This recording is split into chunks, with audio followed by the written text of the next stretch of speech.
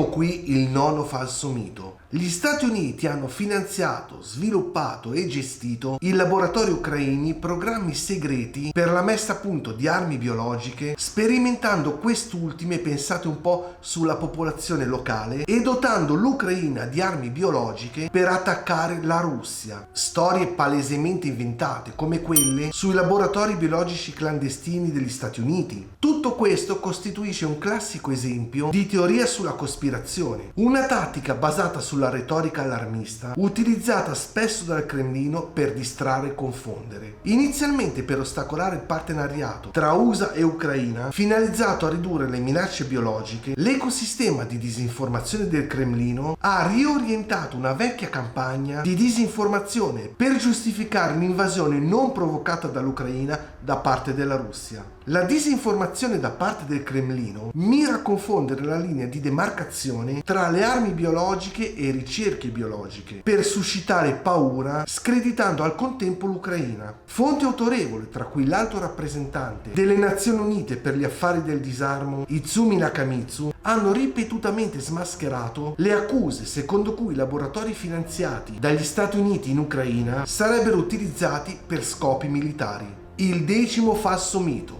L'UE non può sopravvivere senza le risorse energetiche della Russia. Gli Stati Uniti hanno spinto l'UE ad attuare politiche che hanno causato una crisi energetica globale a tutto vantaggio delle imprese energetiche statunitensi. Bene ragazzi, sentite qua, perché il Cremlino vanta una lunga tradizione di strumentalizzazione dell'energia e delle sue relazioni esterne e la diffusione della disinformazione è parte integrante di queste tattiche. Solo che questa volta il tentativo della Russia di intimidire l'UE interrompendo i flussi del gas si è ritorto in modo spettacolare contro il Cremlino. Quando la Russia ha chiesto all'Europa di scegliere tra l'Ucraina e l'energia russa, la risposta europea è stata inequivocabilmente l'Ucraina. L'UE e i suoi Stati membri hanno rapidamente adottato delle contromisure per alimentare la sicurezza energetica, quali ad esempio il piano REPowerEU e il piano Risparmiare il gas per un inverno sicuro. Questi piani prevedono una riduzione volontaria del 15% della domanda del gas naturale. Le riserve del gas sotterraneo dell'UE sono state riempite ben oltre il 95% rispetto alle loro capacità, ben più di quanto previsto per il 1° novembre del 2022, termine fissato per raggiungere la capacità dell'80%.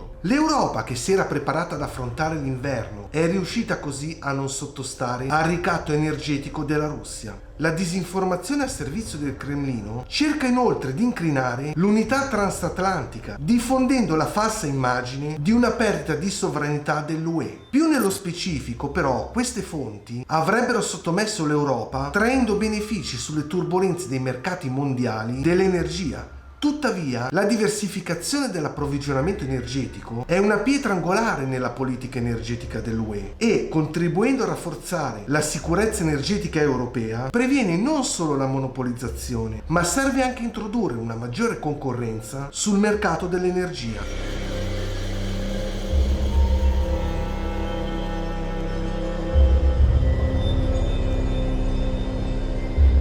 L'UE ha causato una carenza alimentare a livello mondiale, vietando i prodotti agricoli e i fertilizzanti russi. La Russia non ha alcuna responsabilità sulla crisi alimentare mondiale. Pensate addirittura che dicono che l'UE tiene per sé tutti i cereali provenienti dall'Ucraina, riducendo alla fame tutti gli altri paesi. Ma sentite invece qual è la vera realtà delle cose. Invadendo l'Ucraina, la Russia ha di fatto estromesso i prodotti alimentari ucraini dai mercati mondiali e ha praticamente distrutto la situazione economica mondiale. Le azioni della Russia sono alla base dei prezzi così elevati dell'energia e dei fertilizzanti a livello mondiale, con un notevole impatto sull'Africa e sui paesi vulnerabili, però con un'incidenza crescente anche su altre regioni e altri paesi. A livello mondiale i conflitti, i cambiamenti climatici e gli effetti duraturi del Covid-19 hanno un impatto devastante sui sistemi alimentari e sulle persone che ne dipendono. Tuttavia l'aggressione della Russia all'Ucraina ha significativamente aggravato questi problemi e questa vulnerabilità. Bombardando le infrastrutture ucraine nei settori dell'energia, dell'acqua e dei trasporti, ma non solo, bruciando anche le colture, rubando i cereali all'Ucraina, distruggendo le attrezzature agricole, i depositi depositi di stoccaggio di carburante e minacciando palesemente i terreni agricoli, la Russia ha compromesso la produzione alimentare a lungo termine in Ucraina e le capacità di esportazione nel paese. La Russia inoltre continua ad applicare tasse contingenti all'esportazione sia sui concimi che sui cereali, come frumento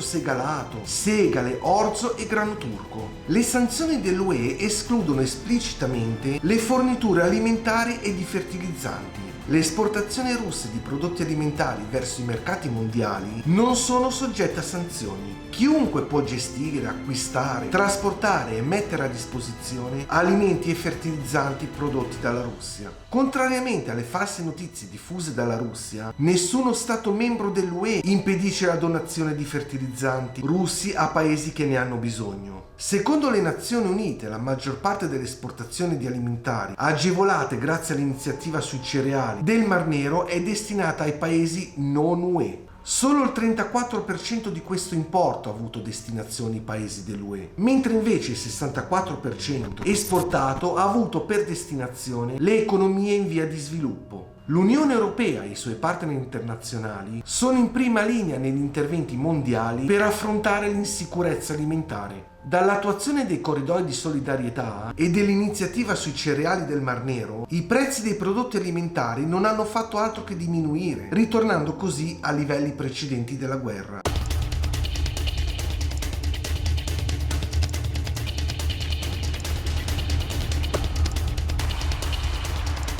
Le sanzioni occidentali nei confronti della Russia sono illegali e causano danni a livello mondiale. Esse destabilizzano l'economia mondiale e fanno aumentare il costo della vita per i cittadini comuni di tutto il mondo. Le sanzioni non hanno alcun effetto sull'economia russa e la Russia ha dimostrato che esse non funzionano. Cosa assolutamente falsa. Infatti, proprio le false informazioni diffuse dai fautori del Cremlino riguardano le sanzioni dell'UE e sono un esempio di contraddizioni. Da un lato le sanzioni sono una forma illegale e inaccettabile di coercizione, ma dall'altro lato esse non hanno alcun impatto sulla Russia. Questo esercizio di disinformazione sminuisce l'impatto delle sanzioni per l'opinione russa, diffondendo la falsa immagine che l'Occidente sia sul punto di crollare. A livello internazionale, invece, la Russia vuole fomentare paure ingiustificate, secondo cui le azioni dell'Occidente contro la Russia avrebbero conseguenze negative a livello mondiale. Tutte le sanzioni dell'UE sono pienamente conformi agli obblighi derivanti del diritto internazionale. Esse riducono le capacità della Russia di finanziare la guerra e acquisire componenti fondamentali per il suo complesso militare industriale. Infatti gli effetti delle sanzioni sono visibili in tutti i principali settori dell'economia russa.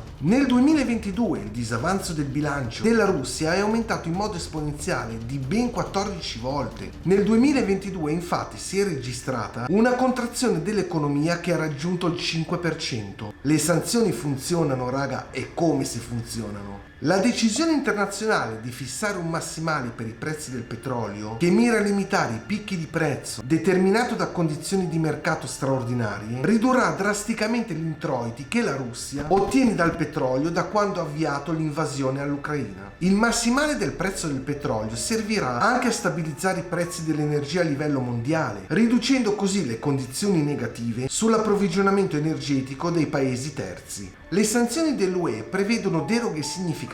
Esse escludono esplicitamente le forniture alimentari e i fertilizzanti. Inoltre, sebbene lo spazio aereo europeo non sia aperto agli aeromobili russi, gli Stati membri dell'UE possono autorizzare il sorvolo del loro spazio aereo da parte di aerei russi, se ciò è necessario ovviamente a scopi umani. Ragazzi, questo video termina qua. Mi raccomando, mettete nei commenti voi cosa ne pensate, ve lo dico sempre, iscrivetevi al canale, attivate tutte le campanelline, tempestate di like a questo video e condividetelo su tutti i vostri social. Noi ci vediamo prestissimo con un'altra bellissima storia. Ciao a tutti raga e stay tuned!